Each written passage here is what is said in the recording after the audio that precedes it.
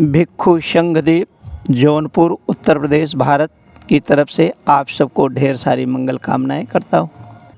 भगवान बुद्ध का जो पूर्वजों का जो वंश वो परिचय है, ये परिचय आप लोगों के बीच में रखता हूँ।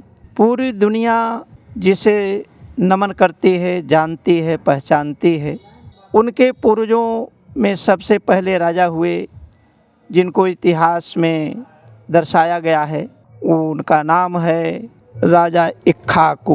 पाली भाषा में इक्ष्वाकु कहा जाता है और हिंदी और संस्कृत में इक्ष्वाकु शब्द से संबोधित किया जाता है।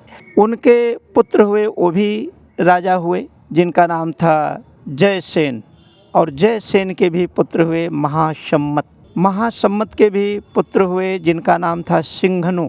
सिंघनु के जो इतने बहादुर थे, राजा सिंघनु अपने युवा काल में सीधे सीधे शेर से लड़ गए थे, और शेर से लड़ने के बाद में उन्होंने शेर के जबड़े को पकड़ करके फाड़ करके फेंक दिया था, जिसकी वजह से उनका नाम सिंघनु पड़ा। सिंह माने शेर, हनु माने हनन करना, मारना। उनके 5 पुत्र हुए और 2 पुत्रियां हुई। उसमें से बड़े पुत्र का नाम था सिद्धोधन, और सिद्धोधन के एक पुत्र हुए जिनका नाम था सिद्धार्थ गौतम। सिद्धार्थ नाम था इनका, लेकिन कुछ भाषाविदों के माध्यम से ये पता चला है कि उनका नाम सुकृति था। सुकृति ये पाली भाषा का शब्द है, क्योंकि उस समय जो सिद्धार्थ में जो र उड़नतुआ र लगता है, यह उस समय उसका आविष्कार ही नहीं हुआ था। ये जब संस्कृत और हिंदी पैदा हुई है तब इसका आविष्कार हुआ है, इसलिए सिद्धार्थ नाम बाद में रखा गया। लोगों ने रखा, भाषाविदों ने रखा, परंतु इनका पहले का नाम सुकृति था। और जिस कन्या से इनकी शादी हुई थी 16 साल की उम्र में, इनका नाम था यशोधरा। यशोधरा में बड़ा सा भी नहीं था पाली भाषा में, तो उसमें जो उनका नाम था पाली भाषा में, उनका नाम था कच्चाना। ये शब्द को आपको पकड़ना पड़ेगा, दोनों नाम से जानना पड़ेगा कि सिद्धार्थ का नाम सुकृति और यशोधरा का नाम कच्चाना। इनकी 16 वर्ष में जब शादी हो जाती है तो 29 वर्ष की उम्र में इन्हें एक पुत्र रत्न प्राप्त होता है, जिसका नाम इन्होंने राहुल रखा। पाली भाषा में राहुल माने कांटा होता है, व्यवधान। इन्होंने जो संकल्प लिया था कि मुझे जन जन के दुख मुक्ति का मार्ग ढूंढना है, और यह मेरे लिए मोह पैदा हो गया। जो पैदा हुआ बालक है, ये मुझे मेरे अंदर मोह पैदा करेगा, जिसकी वजह से मैं गृह त्याग नहीं कर पाऊंगा, निष्क्रमण नहीं कर पाऊंगा, तो दुख मुक्ति का मार्ग कैसे ढूंढूंगा। इसलिए इन्होंने अपने पुत्र का नाम राहुल रखा। और उसी समय, जिस समय इन्होंने पुत्र रत्न की प्राप्ति की, उसी वर्ष इन्होंने अपना गृह त्याग करके जन जन के दुख मुक्ति का मार्ग ढूंढने के लिए निकल पड़े। और 6 वर्ष लगातार काया को बहुत कष्ट दे करके इन्होंने इस स्थिति पे अपने को पहुंचा दिया कि एक वृक्ष के नीचे, जिसे बोधि वृक्ष नाम से संबोधित किया जाता है, उरुवेला में निरंजना नदी के किनारे, वहाँ बैठ करके इन्होंने वैशाख पूर्णिमा के दिन ज्ञान प्राप्त किया। और उस ज्ञान प्राप्त करने के पश्चात 7 हफ्ते लगातार उस वृक्ष को निहारते रहे। एक एक हफ्ते एक एक जगह से उस वृक्ष को निहारते रहे कि इस वृक्ष में ऐसी कौन सी विशेषता है जो इस वृक्ष के नीचे बैठने के बाद मुझे एक ही रात में ज्ञान प्राप्त हो गया। और उस ज्ञान प्राप्त करने के पश्चात इन्होंने देखा कि हमारी बात को समझने वाला कौन है, कौन समझ सकता है।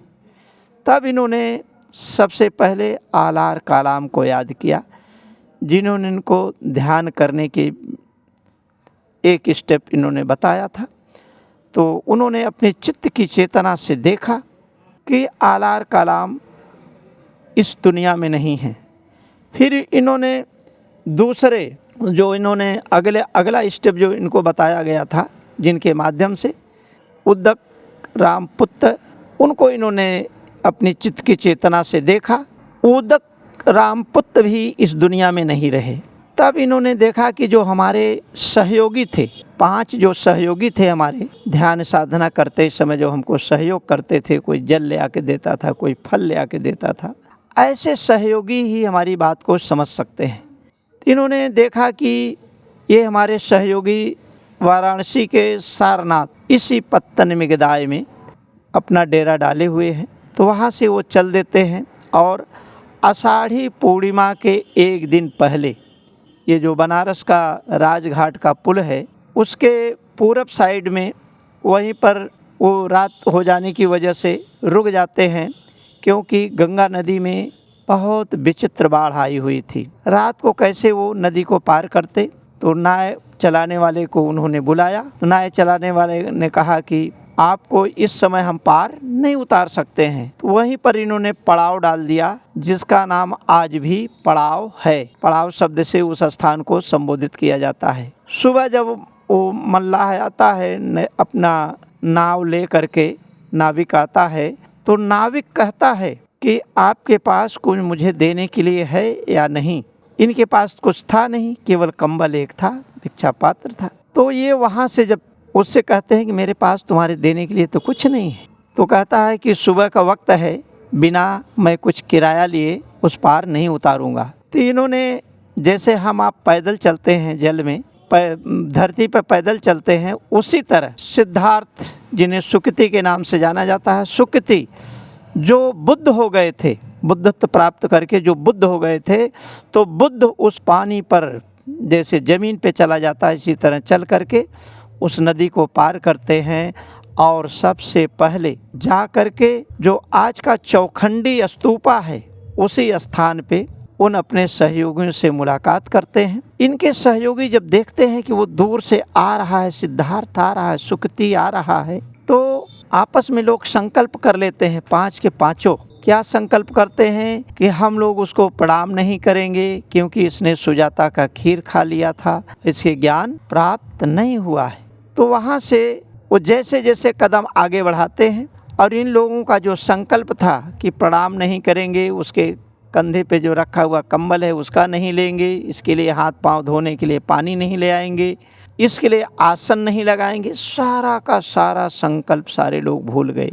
क्योंकि उनका जो ओज था, इतना तेज ओज था, जिसके प्रभाव से ये सारे के सारे लोग अपना संकल्प भूल गए। सारे लोगों ने प्रणाम किया और प्रणाम करने के बाद में कोई आसन लगा रहा है, कोई पानी ले आ रहा है, कोई पैर धुला रहा है, कोई हाथ धुला रहा है, कोई कंबल ले रहा है उनके कंधे से। सब लोगों ने अपना संकल्प भूल करके उनकी सेवा में लग गए।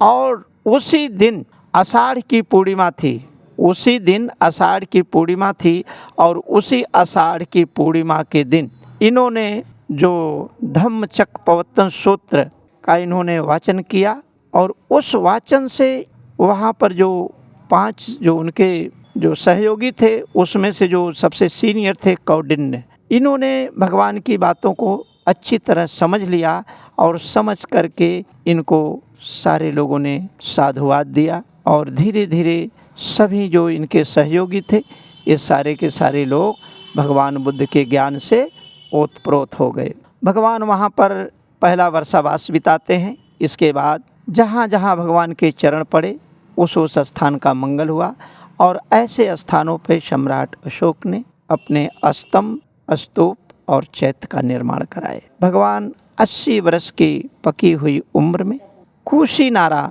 में आकर के अपनी काया को त्यागते हैं और यहीं पर आजकल हम वर्षावास कर रहे हैं भगवान बुद्ध के महापरिनिर्वाण स्थली पर। इन्हीं चंद शब्दों के साथ हम आप सबको ढेर सारी मंगल कामनाएं करते हैं। आप सबका मंगल हो, कल्याण हो, सुखी हो, दीर्घायु हो।